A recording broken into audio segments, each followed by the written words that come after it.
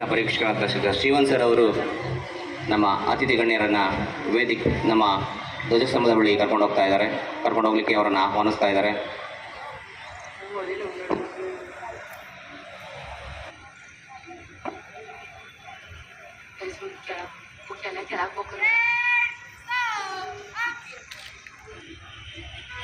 ಅತಿಥಿಗಳು ಧ್ವಜಸ್ತಂಭದ ಬಳಿ ನಿಂತ ನಂತರ ವಂದೇ ಮಾತರಂ ಪ್ರಾರಂಭ ಆಗುತ್ತೆ. ಕಾಶನ್ ಕೊಡ್ತೇನೆ.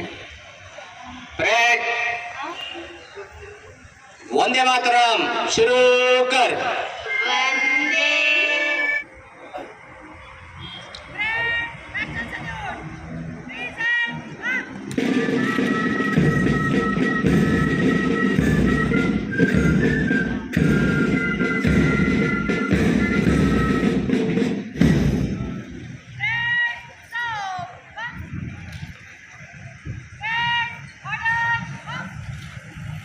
ಈಗ ಧ್ವಜಗೀತೆ. बरसाने वाला प्रेम सुधा बरसाने वाला वीरों को है हमारा विजयी विश्व तिरंगा प्यारा झंडा ऊंचा रहे हमारा शान नहीं सकी जाने पाए. ಎಲ್ಲರಿಗೂ ನಮಸ್ಕಾರ ಹಾಗೂ ಶುಭ ಮುಂಜಾನೆ.